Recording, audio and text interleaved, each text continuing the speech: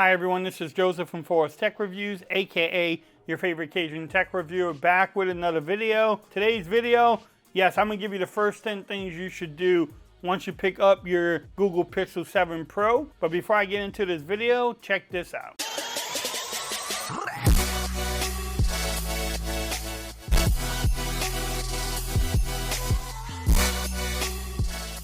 Okay everyone, so you decide to pick up the Pixel 7 Pro and you are looking for some tips and tricks or what should you do once you get your device. Look no further, I'm going to give you 10 things that I did once I picked up this device and got it in. These are the things I do. If you do something different, please let me know. Maybe I can learn from you as you can learn from me. I like doing these type of videos because we can definitely learn from each other, and people love tips and tricks about their devices that they might not know about. All right, so let's get this video going. The first thing I did was change the resolution to 2K or the Quad HD Plus. How you do that is you go into your settings. You want to go, let's see if I have it too bright. You want to go into your display. You want to go into screen resolution.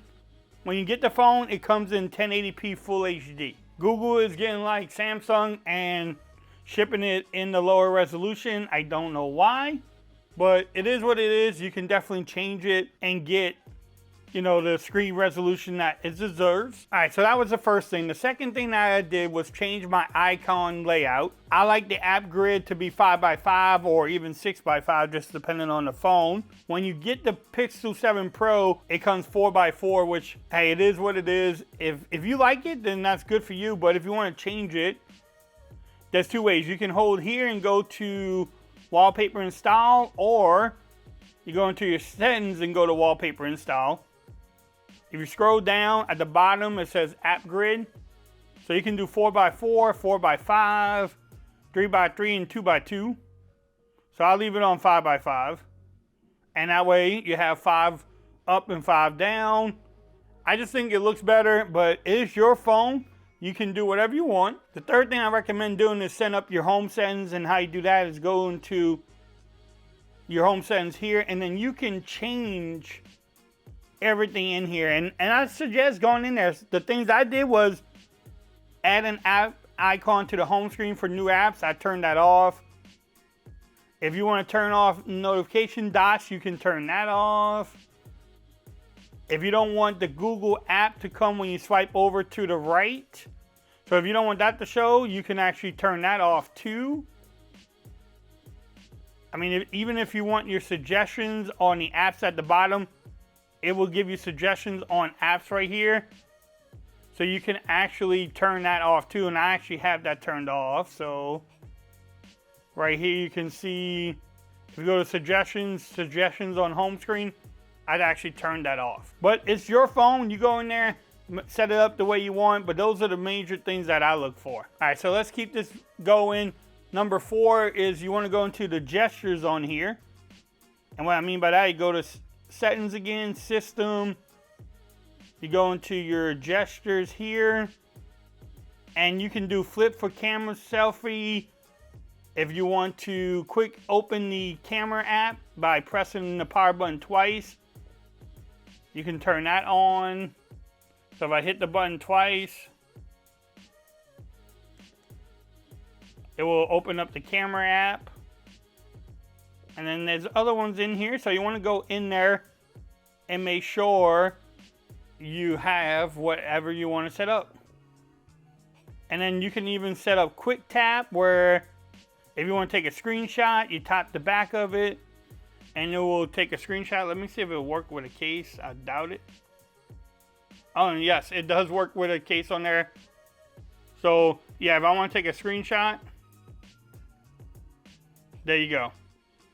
So you go in there, go into your gestures, and you can, like I said, turn things on, turn them off, do whatever you want.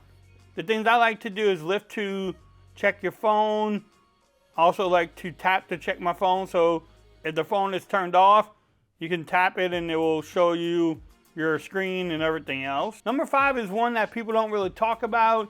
But if you have a medical emergency, you have no way of talking to people, if you need to get in touch with a loved one, and someone gets your phone, you open it for them, or they can open it. If you go into safety and emergency, you can put in your medical information, you can put in your emergency contact, you can turn on car crash detections if you want that turned on. So you definitely want to go in here and set that up the way you want. I mean, you can put your blood type in there. So that way, if something comes up, if you can't talk and you still can have your phone, you can show the emergency people, your information without, talking or anything. Or someone finds your phone, they have your emergency contact in there too, in case you're having a medical emergency. So a lot of people don't talk about that, but a friend brought this up to me one day, and he actually had to use this thing on I think it was a Samsung phone. It has the same type of thing. And I was like, man, I should bring this up in my videos now. So shout out to my friend.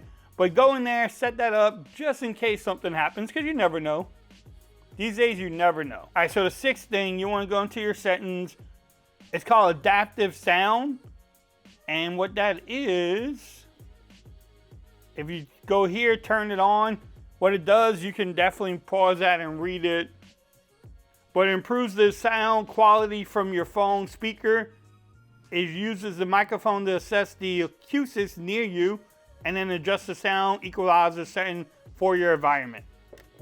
I turn that on, I like it, but if you want to turn it off, you can turn it off too. I'm gonna leave it off for now.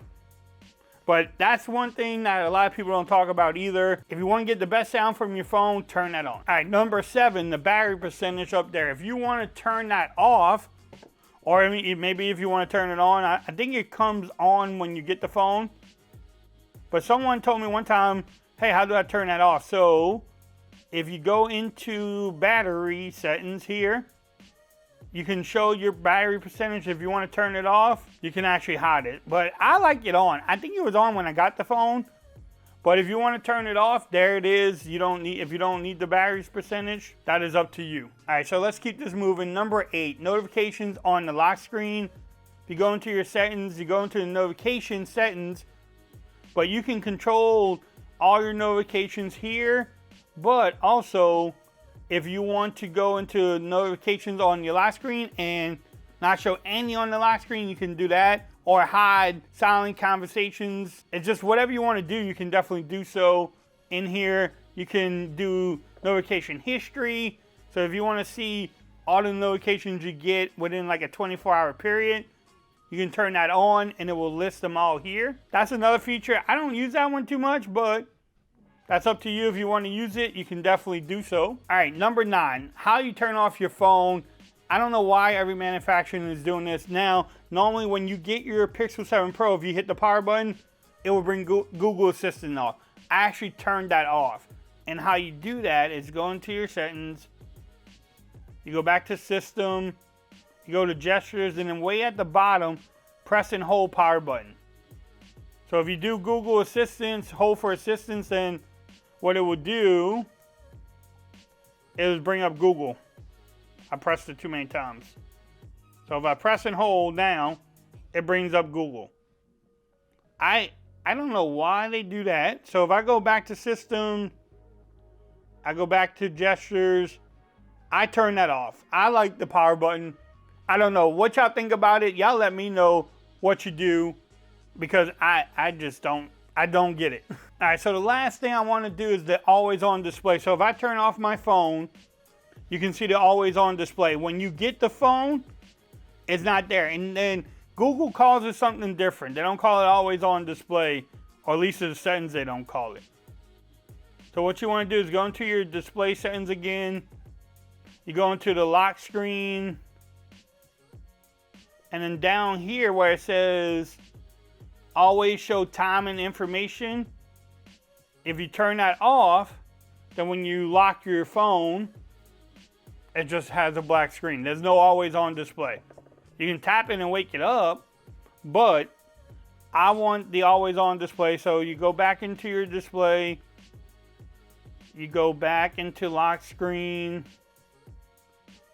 and then you go into always show time and information. It does give you a little warning about increased battery usage, but it is what it is. So Again, I turn it off. The always on display is there. Again, I don't know, maybe you don't use always on display. That's up to you. I hope you learned something in this video. If you did, give it a thumbs up. If you do anything different or have any other tips, let me know in the comments. Like I said, I love having a friendly discussion in there. You will always see me in my comments. Make sure you hit that subscribe button for other videos I'm gonna drop on the Pixel 7 Pro. Also, make sure you follow me on Twitter at Forrest Reviews. Become part of the BAM Nation. And until next time, peace. I'm out of here. Y'all have a great day.